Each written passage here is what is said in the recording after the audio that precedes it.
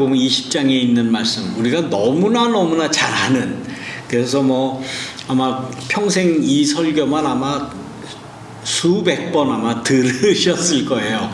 여러분들은 뭐 서론이 어떻게 될지 또 어떻게 전개되고 결론이 어떻게 날지는 이미 다 알고 계십니다.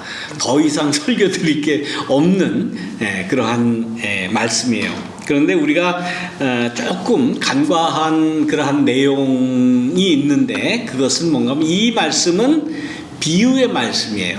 비유. 무엇을 설명하기 위해서 이렇게 비유로 말씀하셨는가 하면 하나님의 나라를 설명하시기 위해서 비유를 하신 말씀이죠. 하나님의 나라를 설명한다라고 하는 것은 굉장히 그 영적인 그런 문제 아닙니까? 눈에 보이지 않는 하늘나라니까 우리가 그냥 일반적으로 막연히 생각해서 우리가 나중에 죽은 다음에나 가는 그 하나님의 나라이기 때문에 우리가 뭐 굳이 이걸 따져야 되느냐라는 생각을 혹 할 수가 있어요. 그러나 예수님께서는 그 하나님의 나라, 우리가 생각하는 어떻게 보면 그 형이상학적인 혹은 영적인 그 하나님의 나라, 궁극적으로 우리가 모든 인간이 다 추구하는 그 하나님의 나라를 설명할 때 그 하나님의 나라를 끌어내려서 이 땅에 가지고 오신 거예요. 그 하나님의 나라는 죽어서 가는 것만이 아니고 영적으로 풀이해야 되는 것만이 아니고 형이상학적인 그러한 논리로 설명해야 되는 것이 아니라 그 하나님의 나라를 끌어내려서 우리가 사는 이 삶의 현장에 하나님의 나라가 있다라고 말씀하시면서 오늘 비유로 말씀을 하시는 거예요. 그래서 그 하나님의 나라는 어디 다른 데 있는 것이 아니라 우리가 일상에서 매일매일 일을 하는 그 현장이다 라는 거예요. 포도원 주인이 포도원을 잘 경작하기 위해서 일꾼들이 필요하죠. 그 일꾼들을 불러다가 일을 시키고 거기에서 포도나무를 잘 키워서 포도 열매를 풍성하게 맺고 그것을 가지고 뭐 팔든가 포도주를 만들던가 우리 사람들에게 필요한 포도주를 그러한 만드는 일에 있어서 혼자 하지 못하고 이제 다른 사람들을 불러서 해야 되는데, 다른 사람을 불러서 그 노동력을 이용을 하려면 품삯을 줘야 되잖아요. 그래서 한 데나리온씩 주기로 합의를 했다라는 겁니다. 2절에 보면 그는 하루에 한 데나리온으로 일꾼들과 합의를 했다. 여기에서 일꾼들하고 이 포도원 주인하고 합의하는 이 행위에 대해서 우리는 이것이 하나님의 나라의 모습이다라고 생각하지 않았어요. 지금까지. 그렇지 않아요? 직장에 나가서 일을 할 때에 시간당 얼마를 받느냐, 시간당 얼마를 받고 뭐 주급을 얼마 받고 월급을 얼마 받고 혹은 연봉을 얼마에 계약을 하고 일을 하느냐라는 이 문제는 굉장히 우리에게 중요한 거예요. 왜냐하면 거기서 돈을 벌어야 우리가 삶을 영위할 수 있으니까. 삶을 영위한다 할 때는 먹는 것만 이야기하는 게 아니죠. 우리가 살아가는 모든 게 다 거기에 그것으로 말미암아 우리에게 다가오는 거잖아요. 단순히 시간당 얼마 받느냐, 이거는 내 삶을 가능하게 하는 가장 기본적인 거예요. 그것이 하나님의 나라다. 근데 그것이 그 사용자와 노동자 간의 합의가 이루어지는 것, 그것이 하나님의 나라다라고 말씀하시는 거예요. 지난주에 뉴스를 언뜻 이렇게 들었는데, 그 미국의 그 자동차 빅3가 있지 않습니까? 거기에 그 노동자들이 지금 그 스트라이크를 하는데 그분들이 지금 평균적으로 시간당 65불을 받는데요. 시간당 65불이면 굉장히 센 거 아닙니까? 그러니까 빅3가 그렇고 테슬라가 비교적 싸대요. 45불이래요. 네, 그래서 이번에 인권 협상에 있어서 테슬라가 좀 더 유익하지 않을까 뭐 그렇게 뭐 예측을 한다고 그래요. 뭐 얼마가 됐는지 그건 뭐 제가 잘 알지는 못하지만은 우리가 일반적으로 생각할 때 시간당 65불이면 한 달을 일하면 돈이 얼마야? 하루 일하면 도대체가 얼마를 가져가는 게 그러면 하루에 8시간 일한다고 그러고 8시간 곱하기 65불이면 얼마입니까? 네? 520불이에요? 어휴, 계산 빠르시네. 괜찮잖아요, 그 정도면? 근데 일반 뭐 다른 직장에서 일하는 분들은 그렇게 받지를 못하지요. 그러니까 그 정도 받았으면 됐지 뭘 더 받으려고 그러냐. 뭐 아무튼 뭐 의견이 분분할 겁니다. 그런데 여기에 있어서 일하는 노동자와 이 노동자를 하여해서 부리는 사용자 간의 그러한 관계에 있어서 늘 분쟁이 있는 것이 세상 일이에요. 65불 받아도 우리는 더 받아야 되겠다는 거예요. 85불을 받아야 되겠다는 거래요, 지금. 예. 거기에서 조금도 지금 양보를 하지 않고 있다고 그렇게 이야기를 합니다. 뭐 저로서는 뭐 꿈 같은 그런 얘기예요. 그런데 성서의 말씀은 하나님의 나라는 뭔가 하면 합의가 이루어졌다. 합의. 얼마 줄 테니까 와서 일해라. 좋아, 나 얼마 받으면 나 일할게 라고 합의가 이루어지는 것 자체가 하나님의 나라다라고. 분쟁이 있으면 거기에서 하나라도 난 싫어. 난 그거 받고는 못해. 아니, 난 더 이상은 못 줘. 여기에서 합의가 이루어지지 않으면 하나님의 나라라고 볼 수가 없는 거예요. 물론 지금 뭐 여기 미국의 자동차 빅3를 말씀드려서 너무 높은 레이스를 지금 말씀드렸는지는 모르지만은 오늘 본문에 나오는 한 데나리온은 제가 여러 번 말씀을 드렸는데 그 당시 예수님 당시에 유대 땅에서 한 사람이 나가서 일을 해가지고 벌 수 있는 최저 생계비라고 그래요. 근데 이거는 요즘의 경제학자들이 정한 것이 아니라 그 당시에 유명한 역사학자였던 요세푸스의 기록에 있어요. 그 당시에 한 남성이 나가서 한 데나리온을 받아야 그래야 자기에게 딸린 식구들을 먹여 살릴 수가 있다. 그래서 이 한 데나리온이라고 하는 화폐의 단위는 단지 먹는 것뿐만 아니에요. 의식주가 다 들어가 있는 거예요. 의식주뿐만 아니라 뭐 문화생활도 해야 되고 등등 삶을 영위하는 데 필요한 모든 게 다 들어가 있는 가치의 단위예요. 그러니까 한 가정이 몇 명인지 가정마다 다 물론 틀리겠지만은 그러나 평균적으로 그 하한선을 정해놨는데 그 가치의 단위라는 거예요. 한 데나리온이. 그러니까 이 한 데나리온이 없으면 그 식구는 그 가정은 어떻게 됩니까? 굶을 수밖에 없어요. 또 누릴 수 있는 그런 혜택을 다 못 누려요. 문화 혜택도 누리지 못하고 아무것도 할 수 없는 거예요. 그러면 결과적으로 그것이 하루하루 누적되고 한 달, 두 달, 세 달, 몇 년 이렇게 누적되다 보면은 그 사람은 어떻게 됩니까? 그야말로 홈레스가 되는 거예요. 구걸해서 먹을 수밖에 없어요. 구걸하기 싫으면은 다른 사람의 종살이를 할 수밖에 없는 거예요. 그러니까 삶의 질이 점점 낙후된다고 하는 거예요. 그랬기 때문에 어떻게 하든지 내가 자본이 있어서 뭔가 비즈니스를 하고 사업을 이렇게 번창시키고 하면은 무슨 걱정이 있겠습니까? 자기가 가진 거라고는 자본이 없으니까 뭐밖에 없습니까? 몸밖에 없는 거예요. 몸을 가지고 이용을 해서 노동을 해서 품삯을 받는 것 아니겠습니까?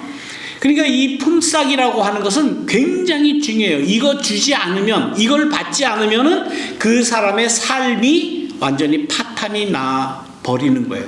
그랬기 때문에 하나님의 나라는 노동력을 사용하는 그 사용자나 자기의 노동을 내놓고 그 자기의 노동력을 파는 사람과의 합의가 중요하다. 이게 합의가 이루어지지 않으면 이건 하나님의 나라가 아니다라고 말씀을 하시는 거예요.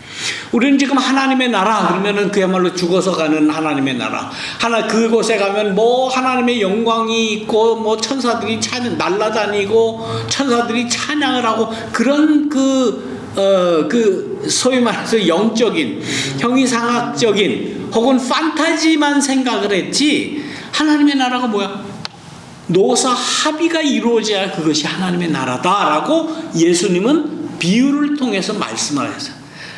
뭐 노동쟁이하고 뭐 돈 시간당 얼마 더 달라고 싸우고 그건 세상 일이야, 속된 일이야 이렇게 이야기할 수가 없는 거예요. 이거는 없는 거예요. 내 노동력을 내놓고 노동을 함으로써 내가 정당한 대가를 받는데 그것이 서로 합의가 이루어질 때 그것이 하나님의 나라다. 하나님의 나라는 저 멀리, 저 하늘에, 저 뜬구름 잡는 그곳에 있는 것이 아니라 내가 노동하는 곳에, 내가 살아가는 그곳에 내가 내 임금을 정당하게 받을 수 있는 그곳에 하나님의 나라가 있다라는 생각을 예수님의 말씀을 하나님의 말씀이라고 찰떡같이 믿는 신앙인들이 잘 안 해요. 그 왜 안 할까? 왜 안 할까? 참 희한합니다. 우리는 이 내용을 다 잘 알아요. 그래서 제가 내용을 설명할 필요는 없을 거예요. 나중에 5시에 부름을 받고 포도원에서 1시간 정도, 뭐 6시까지 한다고 가정을 할 때의 일을 5시에 포도원에 들어서 1시간밖에 하지 않는 그 사람에게 이 주인이 관리하는 사람에게 명령을 하죠. 야, 저 5시에 온 사람부터 한 데나리온씩 나눠줘라. 근데 이게 문제가 생기지 않았습니까? 아침부터 와가지고 아침 8시, 9시부터 와가지고 하루 종일 떼약볕에서 땀 흘리면서 힘들게 하루 종일 땀 흘리고 노동을 한 그 사람은 야, 5시에 와서 1시간밖에 안 한 사람이 한 데나리온 받았으니까 우리는 한 대여섯 데나리온은 받겠다 라고 생각하고 그것이 정의예요. 이 사람들의 생각에는. 그렇지 않습니까? 아니 시간당 얼마 받기로 했으면 시간당 아마 그래서 시간당 임금을 주는 방법을 아마 생각해냈는지 어쨌는지 모르는데 사람들이 생각하는 하나님의 나라는 정의로워야 되잖아. 하나님의 나라는 뭔가 어그러지는 것이 없이 똑같은 정의라고 하는 것, 똑같은 합리성이라고 올바른 합리성이라고 하는 것이 전제되어야 된다라는 것이 우리의 생각이에요. 지금 다 그렇게 살아갑니다. 오늘 이 본문은 현대에서는 말이 안 돼요. 말이에요. 1시간 일했는데 왜 한 데나리온을 왜 주냐고요. 뭐 한 5분의 1, 6분의 1 정도만 줘도 그것은 합당하다라고 생각을 하는데 이 주인은 자기 관리인에게 명령을 합니다. 나중에 온 자로부터 5시쯤 와서 맨 나중에 온 사람들로부터 시작해서 맨 처음 사람들에게까지 품삯을 줘라. 그러니까 이런 불평이 당연히 일어나죠. 근데 그 불평을 잠재우려면 어떻게 하면 됩니까? 9시에 온 사람, 아침 일찍 온 사람 먼저 나와. 자, 한 데나리온씩 저기 우리 합의했지? 자, 받아. 그리고 가. 그 다음에 12시에 온 사람 와. 그래, 너희들 12시에 왔지만은 한 데나리온 줄 테니까 받고 가. 다 보내. 그리고 나중에 5시에 와서 1시간밖에 일하지 않은 사람 제일 마중에 남겨놓고 너 1시간밖에 일하지 않았으니까 요거 그래도 내가 은혜를 베풀어서 한 데나리온 줄 테니까 이거 받고 가라. 그러면은 아무 문제 없어요. 그렇지 않습니까? 다 갔으니까 자기가 합의한 금액을 정당하게 다 받고 갔으니까 아무 문제가 없어요. 근데 이 주인은 왜 이 사단을 만들어내느냐고요. 이 사단, 인간 사회에 이러한 그 임금 문제 가지고 사단을 만들어낸 주체가 누구예요, 지금? 포도원 주인이에요. 이건 비유의 말씀이니까 포도원 주인은 누구예요? 하나님이에요. 왜 하나님이 이런 사단을 만들어 놓느냐? 왜 이렇게 분란을 만들어내느냐고요. 거기에 대해서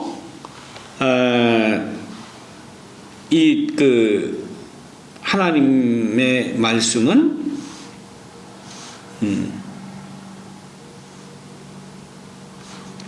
성경적으로 좀 찾아. 내 뜻이다. 다시 말하면 임금을 결정하는 데 있어 합의가 중요하고 합의 그 이후에 1시간만 일한 사람에게도 똑같이 한 데나리온을 주는 것이 내 뜻이다. 그리고 내 뜻을 모든 일하는 사람들에게 다 이야기해 주고 싶다 라는 거예요.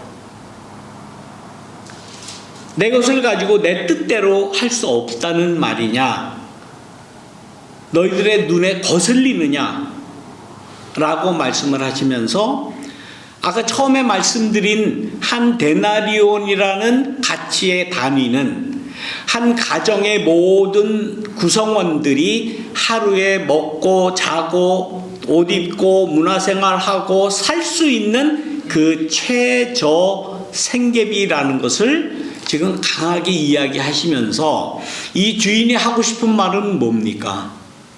기회가 없어서 혹은 다른 사람보다 똑똑지 못해서 혹은 많이 배우지 못한 사람들도 최저 생활할 수 있는 그러한 그 환경은 만들어져야 된다.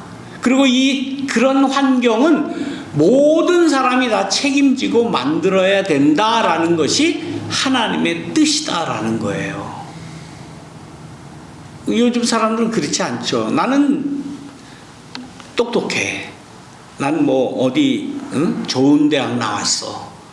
나는 똑똑하니까 많이 버는 거 당연하지. 너는 못 배웠으니까. 너는 무식하니까. 너는 현명하지 못하니까. 혹은 너는 장애가 있어서 정상인들 비장애인들보다 효율성이 없어서 적게 받는 거 그건 당연해라고 우리 사람들은 생각하는데 하나님의 뜻은 그게 아니라는 거예요. 누구든지 사람이라면 자신의 능력과 관계없이 기본적으로 누려야 될 그러한 생활의 기준이 있다는 거예요. 그것을 이루는 것이 하나님의 나라다라고 이야기를 하는 겁니다.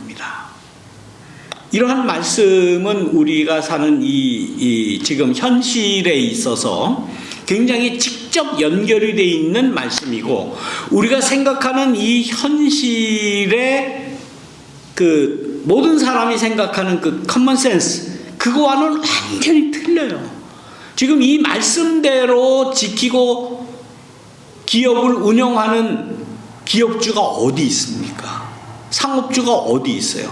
이 말씀에 기본적으로 동의를 하면서 비록 능력이 없어도, 비록 신체적으로 혹은 지성적으로 모자라도 어느 정도는 기본적으로 줘야 된다는 생각을 하는 그러한 그 신앙인들이 어디 있습니까?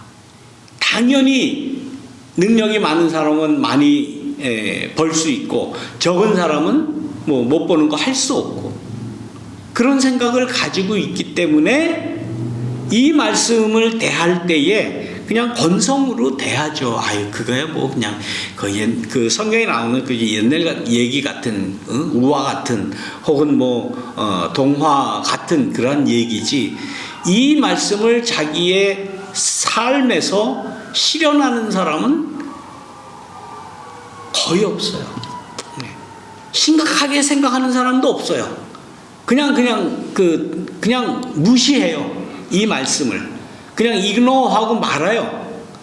여기에 대해서 뭐 좀 고민을 하고 야 이거 이렇게 살아서 되겠느냐 이렇게 그런 사람이 어디 있습니까? 저는 지금까지 뭐 그야말로 한 사람도 못 봤어요. 아직 신앙을 가졌다 그러면서 기업을 운영하는 사람, 신앙인이라고 하면서 교회에 뭐 직분을 받았네, 장로네, 집사네, 권사네 뭐 이러면서 비즈니스를 하면서도 이 말씀을 심각하게 생각하고 실천하려고 하는 사람은 아직까지는 전 못 봤어요.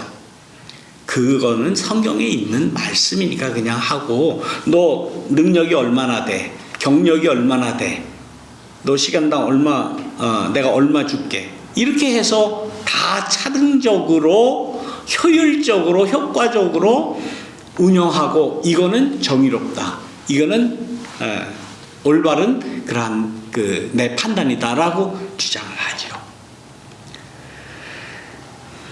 그래서 예수님의 말씀을 진정으로 믿고 따르려고 하는 사람들은 없다고 하는 거예요. 없다고 하는 거예요. 예수님의 모든 말씀이 다 이런 식입니다. 세상에서 가장 작은 자에게 한 것이 나에게 한 것이다 라고 최후의 심판 때 그렇게 말씀을 하시겠다는 거 아니에요. 최후의 심판을 맞이하지 않을 사람이 어디 있습니까? 아무도 없어요. 그야말로 최후의 심판 때에 주님께서 다시 오셔서 너는 내가 배고플 때 먹을 것도 주지 않았고 목마를 때 물도 안 줬고 아니 예수님 무슨 말씀이에요? 내가 평생을 교회를 다니고 내가 평생을 녹사를 했는데 그게 무슨 서운한 말씀입니까? 그런 말씀을 해봐야 하면은 예수님 뭐라고 그랬습니까? 가장 작은 자에게 가장 능력 없는 자에게 네가 하지 않은 거 능력 없다고 최저임금도 안 주고 가장 적게 준 거 그것이 나에게 하지 않은 것이다 라는 말씀을 하겠다는 거 아닙니까? 적어도 예수를 믿는 사람이라면 이 말씀 앞에 올바로 쓸 수가 있어야 된다 라는 말씀입니다. 이 말씀은 평범한 우리가 수백 번 수천 번 들었던 말씀이고 너무나도 잘 아는 내용 그 자체를 너무나도 잘 아는 말씀이지만은 이 말씀 앞에 정말 신앙인으로서 올바로 서기는 정말 힘든 말씀이에요. 물론 예수님의 말씀이 대부분 그렇죠. 대부분 다 그렇죠. 그래서 뭔가 걸려요 마음에. 야 이거 내가 이렇게 하다가는 예수님이 나중에 그야말로 구원이나 제대로 받을지 모르겠다라고 고민하는 사람도 없어요. 그냥 이 말씀은 그냥 성경책 안에 들어가 있는 거 우화 같은 거 동화 같은 거 신화 같은 거 비유의 말씀이니까 그냥 예수님이 하나님의 나라 설명하기 위해서 그냥 하신 말씀이지 내 생활하고는 관계없어. 내 의식하고 내 경제생활하고 내 비즈니스 운영하고는 아무 관계없어 라고들 그냥 버려버리는 거예요. 참 예수 믿기 힘듭니다. 네, 힘들고 목사가 이런 얘기를 하면 들으시는 여러분들은 참 마음이 불편해져요. 좀 편하게 좀 인정받고 살고 싶은데 이런 말씀을 왜 자꾸 하냐. 마지막에 16절에 있는 말씀 꼴찌들이 첫째가 되고 첫째들이 꼴찌가 될 것이다. 먼저 된 자가 나중되고 나중된 자가 먼저 된다. 이거는 굉장히 유하게 그 번역을 한 거예요. 이거는 조금 더 아주 이렇게 직접적으로 이야기를 하죠. 꼴찌, 첫째, 둘째, 꼴찌 뭐 이런 거. 듣기도 싫은 꼴찌. 여러분도 꼴찌 해보셨어요? 아마 꼴찌 하신 분은 여기 없을 것 같아. 다들 공부 잘하시고, 다들 훌륭하신 그러한. 제가 아마 꼴찌 비슷하게 한번 해본 것 같아요.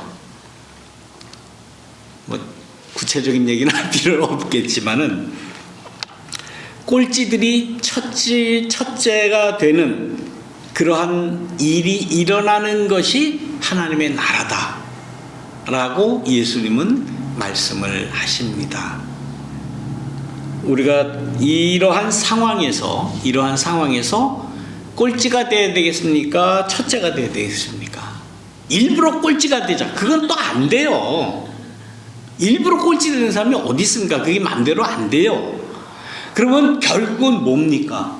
꼴찌된 자의 형편을 나의 입장에서 동일화시키는 것. 야, 저 사람의 형편이 저런데 얼마나 힘들까, 얼마나 괴로울까, 얼마나 억울할까, 얼마나 삶의 형편이 힘들까라는 그 마음에 동화라도 하지 않으면 안 된다는 거예요.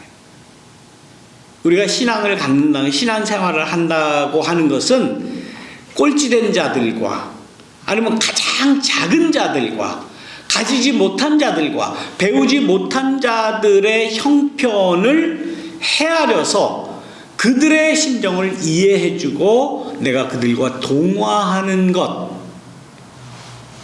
그 이제 그 신학에서는 이제 identify라고 그렇게 이야기를 하죠. 동일화시키는 것. 그것이 우리 신앙을 지키는 것이 아닌가라는 그러한 생각을 합니다. 첫째만 너무 좋아하지 마시고, 또 공부 너무 많이 한 사람들 너무 부러워하지 마시고, 돈 많이 가진 재벌들 부러워할 거 절대로 없어요. 부족하고 약하고 힘들고 배우지 못한 그러한 사람들 무시하지 말고 그들의 형편을 알아주는 것, 그들의 입장에서 내가 사회생활 하는 것, 이것이 하나님의 나라의 모습이다라고 우리가 받을 수 있지 않겠나라고 생각을 합니다. 마지막으로 우리 모두 꼴찌가 됩시다. 기도하겠습니다. 사랑과 은혜가 많으신 하나님, 이 세상에서는 다 우두머리가 되기를 원하고 첫째가 되기를 원합니다. 그것이 삶의 목표로 정해놓고 사람들은 살아갑니다. 그러나 예수님의 말씀은 꼴찌들이 첫째가 되고 첫째들이 꼴찌가 된다는 이 하나님 나라의 이 역설적인 이 준칙을 우리가 깊이 기억하고 부족한 자, 작은 자, 배우지 못한 자, 병든 자, 장애를 가진 자, 힘든 자들을 사랑하며 이해하며 그들을 대변해 줄 수 있는 신앙인의 삶을 살아갈 수 있도록 인도하여 주옵소서. 예수님의 이름으로 기도드립니다. 아멘.